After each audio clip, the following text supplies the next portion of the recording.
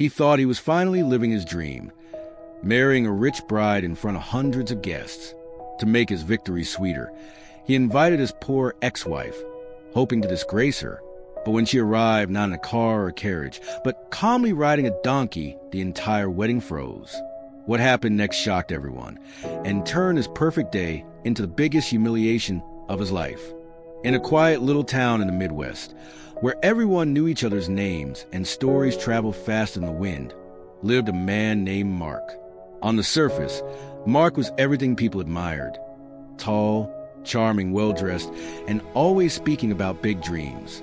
But beneath the polished smile and expensive cologne, he carried something far less admirable: arrogance, greed, and a heart that valued wealth above love. Years earlier, Mark had been married to a woman named Emily. Emily wasn't rich, nor did she come from a well-known family. She was simple, humble, and hard-working. She lived with sincerity in her heart and carried a quiet grace that made her stand out to those who took the time to see her truly. But Mark wasn't one of those people. When they first married, Emily believed she had found her forever. She loved Mark deeply, stood by him during his struggles, and encouraged him when he doubted himself. She didn't need grand gestures or luxury. She just needed his presence. But to Mark, Emily's love wasn't enough. As time went on, his hunger for status and money grew louder than the vows he had once spoken at the altar. He began to look at Emily differently. Her second-hand dresses, the small meals she cooked with care, the little farm she tended with her bare hands. It all began to feel like a burden to him. "I deserve better," he would whisper to himself late at night, while Emily slept peacefully beside him, unaware of the storm brewing in his heart. Eventually, his greed swallowed his conscience whole. Mark filed for divorce, coldly and without regret. For him, it wasn't just the end of a marriage. It was the beginning of what he believed would be his climb to greatness. Emily was devastated. She had given her heart to a man who valued her so little that he could throw her away like a worn-out coat. But she didn't beg him to stay. She didn't scream or curse his name. She signed the papers quietly, holding her dignity close to her chest, even as tears blurred her vision. After the divorce, Emily's life became harder. She had no fancy education, no family fortune to fall back on. She worked shifts at a small diner in town, wiping tables and serving coffee with a smile that sometimes had the exhaustion in her bones. When she wasn't working, she cared for her small farm on the outskirts of town. Her only true companion, there was an old donkey she had raised since it was young. Most people laughed when they saw her riding the donkey into town, calling her names, mocking her simplicity. But Emily never fought back. She would simply smile, pat the donkey gently, and keep walking. Mark, on the other hand, climbed higher. He found his way into wealthy circles, attending galas and business meetings. He began courting Jessica, the daughter of a powerful businessman. Jessica had everything Emily didn't: expensive clothes, a glittering smile, and a father whose bank account was the stuff of Mark's dreams. It didn't take long for Mark to propose, and Jessica, blind as greed, said yes. The wedding date was set, and the entire town buzzed with excitement. It was going to be the event of the year. Grand decorations, music, food, and a guest list that stretched wider than anyone could remember. Mark made sure every important person was invited. And then, with a sly grin, he added one more name: Emily. Why? Because Mark wanted her there. Not out of kindness, not for closure, but for humiliation. He imagined her walking in with her worn-out dress, maybe tired from work, surrounded by people in glittering gowns and tuxedos. He imagined the whispers, the laughter, the pitiful looks she would receive. He wanted her to see how far he had risen and how far she had fallen. He wanted her disgrace to be the crown jewel of his celebration. The wedding invitations went out in thick, ivory envelopes embossed with golden letters. Every detail screamed luxury. The engraved monograms, the calligraphy, the scent of expensive perfume clinging to the card stock. People who received them gasped with admiration and couldn't stop talking about how grand the event was going to be. One of those envelopes made its way to the outskirts of town, to a small wooden farmhouse surrounded by fields of struggling crops. The mailman hesitated before placing it in Emily's mailbox, almost as if he felt guilty about delivering it. He knew the history. Everyone in town did. But his job was to deliver, not to protect hearts. Later that afternoon, Emily returned home after her shift at the diner. She looked tired, her apron still faintly smelling of coffee and fried food. She pulled the mail from a box and sorted through the usual pile of bills and advertisements. Then her hand froze when her eyes fell upon the envelope. The paper was thick, the kind that almost felt heavy with self-importance. Slowly, she opened it, her heart thudding against her ribs as her eyes scanned the words. "You are cordially invited to the wedding of Mark Harrison and Jessica Beaumont." Her fingers trembled slightly. She didn't need anyone to explain why she had been invited. She could already hear the echo of Mark's mocking voice in her head, see the smug smile he would wear when she showed up in her plain dress. He wanted her to come so he could show her off as a symbol of his victory, proof that he had traded up. For a moment, Emily thought about tearing the invitation into shreds and throwing it in the fire. Why should she walk into a place where she was unwanted, a place designed to make her feel small? But then, something inside her shifted. She remembered all those times she had been laughed at in town, all the whispers about the poor woman with the donkey, all the sideways glances from people who measured worth by money. And she thought, why should I hide? Why should I let them think I am ashamed of who I am? She smiled faintly, folded the invitation back in the envelope, and placed it on her table. "I'll go," she whispered to herself. Not to prove anything to Mark, not to beg, not to fight, but simply because she refused to live her life in fear of other people's laughter. That night, as Emily sat on her porch under quiet stars, she looked over at her donkey grazing lazily nearby. The creature had been with her through thick and thin, carrying her to town, pulling loads on the farm, never once complaining. Its presence gave her comfort, a reminder that loyalty and steadiness mattered more than gold and glitter. "Looks like we've got a wedding to attend," she said softly, scratching the donkey behind its ear. The donkey brayed, as if agreeing with her decision. The town reacts. Word spread quickly that Emily had been invited to Mark's wedding. People gossiped about it at the diner, at the grocery store, even at the church. Some pitied her. "Poor Emily," one woman whispered. "He only invited her to humiliate her." Others mocked her. "Can you imagine showing up in those ragged clothes of hers?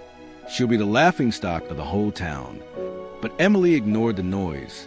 She went about her days as usual, serving coffee, mending her clothes, tending her crops. She wasn't blind. She knew what people thought of her. But she also knew that dignity wasn't something others could take away. It was something she carried inside. The day arrives. The morning of the wedding dawned bright and clear. The Beaumont estate, where the ceremony was to be held, glittered with decorations. Silk ribbons fluttered in the wind. Golden chandeliers sparkled inside the grand hall, and rows of luxury cars lined the driveway. Guests arrived in elegant gowns and tailored suits, their jewelry catching the sunlight. And then came Emily. She wore a simple but clean dress, one she had carefully washed and ironed the night before. Her hair was neatly braided, her posture calm and steady. But what stunned everyone wasn't her dress. It was her arrival. Instead of coming in a borrowed car or walking timidly, Emily came riding her donkey. The sound of its hooves against the gravel made heads turn. Conversation stopped mid-sentence. Laughter broke out among some of the guests, while others gasped in disbelief. "Is that Emily?" someone whispered. "On a donkey? At a wedding like this?" Another chuckled. Mark, standing near the entrance, saw her too. His lips curled into a cruel smile. This was exactly what he had wanted. To him, this was perfect. His ex-wife had just walked into his wedding as a spectacle, a living joke, a reminder of how far beneath him she was. But Emily, she held her head high. She slid off the donkey gracefully, patted its neck, and walked toward the grand hall with quiet confidence. She didn't look ashamed. She didn't look broken. If anything, she looked serene. And that, more than anything else, unsettled Mark. The Beaumont estate glimmered like a palace. Crystal chandeliers sparkled overhead. A string quartet played softly in the corner, and waiters in tuxedos glided across the marble floor with trays of champagne. Guests admired the extravagant decorations, gold-trimmed drapes, flower arrangements that smelled of roses and lilies, and a stage set with an arch of white blossoms where Mark and Jessica would exchange vows. As Emily stepped into the hall, conversations hushed, heads turned, and whispers followed her like shadows. "That's her," someone murmured. "The ex-wife. Can you believe she came? And on a donkey." A ripple of laughter spread through the crowd. A few people covered their mouths politely, but others didn't bother hiding their amusement. They looked at her as though she were a character in a circus rather than a human being with feelings. Emily heard every chuckle, every whisper, but she walked calmly, her back straight, her eyes steady. She wasn't here for their approval. She was here because she refused to be erased. At the far end of the hall, Mark watched her approach. His expensive suit fit him like a glove, his hair slicked back perfectly. Beside him stood Jessica, radiant in a white gown that shimmered like snow. Mark leaned closer to one of his groomsmen and smirked. "Look at her," he whispered, loud enough for those nearby to hear. Still the same farm girl. Couldn't even manage a proper entrance. Laughter bubbled around him. Jessica's smile faltered slightly, but she said nothing. She didn't know Emily, but something about the way Mark was gloating unsettled her. Emily took a seat near the back, quietly folding her hands in her lap. She didn't flinch under the stares. Instead, she looked around the grand hall, then at the faces of people she had once served coffee to at the diner. Most of them couldn't meet her eyes. The ceremony begins. The officiant began speaking, welcoming the guests, praising the union of Mark and Jessica. The bride and groom exchanged vows, Jessica's voice trembling with emotion, Mark's voice smooth and rehearsed. When they kissed, the crowd erupted into applause. Glasses clinked, music swelled, and the celebration shifted into full swing. Mark, basking in the spotlight, made his way toward the center of the room to greet guests. He wanted to show off his new wife, his wealth, his success. But he also wanted something else. One final act of triumph over Emily. With a sly grin, he raised his voice. "Ladies and gentlemen, I want to thank you all for being here today. And I must say, it's touching to see so many familiar faces." His eyes flicked toward the back of the room where Emily sat today, even those from the past. A few people chuckled nervously. Mark gestured dramatically. "Yes, even my ex-wife, Emily, honored us with her presence. Isn't it something? She came all this way, on a donkey, no less." The crowd erupted in laughter. Some clapped mockingly. Others shook their heads in disbelief. Mark beamed, soaking up the ridicule aimed at her, certain this would seal his victory. All eyes turned to Emily, but instead of shrinking into her chair, instead of looking away in shame, she rose slowly to her feet. The laughter softened, curiosity taking its place. She stood tall, her simple dress neat, her expression calm but unshaken.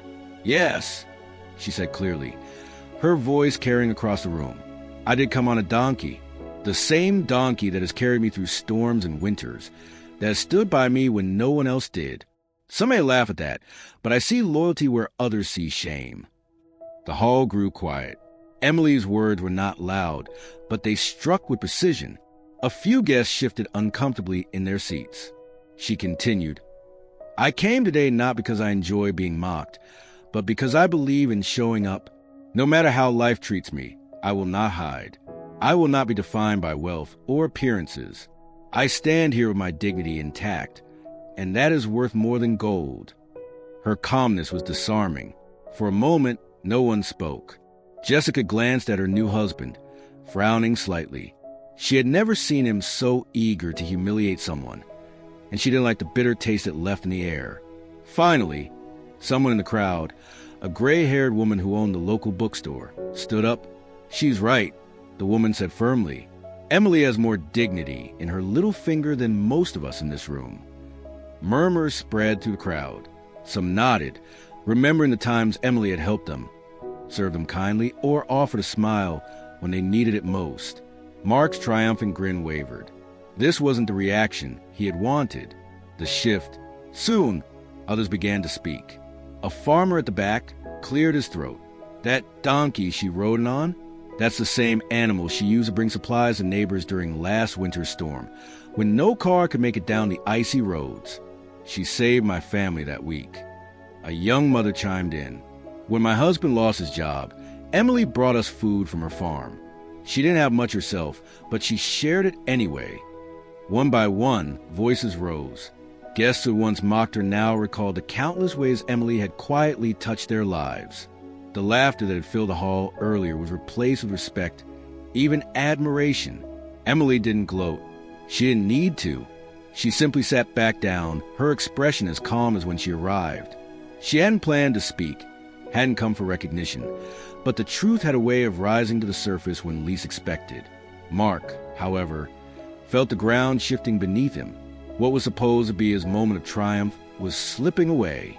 The attention, the admiration, none of it was on him anymore. It was on Emily, and nothing terrified him more. Mark's jaw tightened as the voices around him grew louder, rising not in laughter anymore, but in defense of the very woman he had tried to disgrace. He tried to brush it off, chuckling awkwardly. "Well, isn't that touching?" he said, forcing a smile. "Stories of kindness are nice, but let's not forget what today is about. My wedding. Let's raise our glasses." But his words were cut short when an older gentleman, a respected business owner in town, stepped forward. His voice carried the weight of authority. "No, Mark," he said firmly. "Today might be your wedding, but what we just witnessed tells us something more important than your champagne or your gold-draped tables. It tells us about character. And I'm sorry to say, son, yours is lacking." The room fell silent. No one dared laugh now. Jessica's eyes widened. She turned to her husband, searching his face. "Mark, is this true? You invited her here to make her a joke?" Mark shifted uncomfortably, his arrogance faltering. "Jessica, don't listen to them. They're exaggerating. I just thought it would be funny." Jessica's voice was sharp, her cheeks flushed with embarrassment. "You thought it would be funny to humiliate a woman you once promised to love?" A murmur rippled through the crowd. Guests exchanged uneasy glances. The fairy tale sheen of the wedding was cracking, revealing something rotten beneath. Emily remained seated, watching quietly. She hadn't come to stir chaos. She had come prepared for humiliation, not for vindication. Yet here it was, unfolding without her lifting a finger. The crowd speaks. One by one, guests began sharing more stories of Emily's quiet generosity. "She fixed meals for my mother when she was sick," said one. "She gave me work on her farm when I had none," said another. "She even paid my gas bill once when I couldn't afford it," someone else added. Each testimony built a picture of a woman who, despite her poverty, had a wealth of kindness that no money could buy. Mark's attempt at control was slipping fast. He raised his glass, trying to redirect attention. "Enough! This is ridiculous. We're here to celebrate me and Jessica." But Jessica stepped away from him. Her voice trembled with anger. "Celebrate you? All I see is a man so insecure that he needs to drag someone else down to feel important." The crowd murmured in agreement. Mark's smile collapsed into a scowl. For the first time in years, he wasn't the center of admiration. He was the center of shame. Emily's exit. Emily rose again, not out of anger, but with the same calm dignity she had carried from the moment she walked in. She spoke softly, yet every ear strained to catch her words. "I didn't come here to cause a scene," she said. "I came because I refused to hide from my past. Mark and I shared a chapter once, but that book is closed. I wish him well, truly, but I don't need riches or applause to feel whole. My life may be simple, but it is mine and it is filled with peace." Her words settled over the room like a gentle blanket. For a moment, even the chandeliers seemed to glow more softly. Emily turned and walked toward the doors. The donkey, waiting patiently outside, perked up as she approached. Guests parted to let her through, some bowing their heads respectfully as she passed. The same woman they had laughed at an hour ago now seemed untouchable, almost regal in her quiet strength. The aftermath. Jessica stood frozen at the altar, her bouquet trembling in her hands. She looked at her new husband, his face red, his fists clenched, his pride shattered. "Mark," she said quietly, "if this is the kind of man you are, then maybe I made a mistake." Her words cut deeper than any insult. For the first time, Mark had no clever retort, no charming smile to cover his shame. He stood exposed, stripped of the illusion he worked so hard to build. Meanwhile, outside in the crisp air, Emily mounted her donkey. The crowd inside could still hear the faint clip-clop of hooves as she rode away, leaving behind a wedding that would forever be remembered, not for its grandeur, but for the day dignity triumphed over arrogance. The lesson, in the days that followed, stories of that wedding spread far and wide. People stopped laughing at Emily when she rode into town on her donkey. Instead, they greeted her with nods of respect, some even with gratitude for things she had done long ago. Mark, however, found that the laughter he once sought now followed him. Business partners questioned his character. Neighbors whispered behind his back. And even Jessica kept her distance, realizing the man she married was not the man she thought he was. For Emily, nothing outwardly changed. She still worked at the diner, still tended her small farm. But inside, she carried something stronger than gold. The knowledge that her worth was not measured by others' eyes. She had walked into a hall of mockery and walked out with her dignity not only intact, but shining brighter than ever.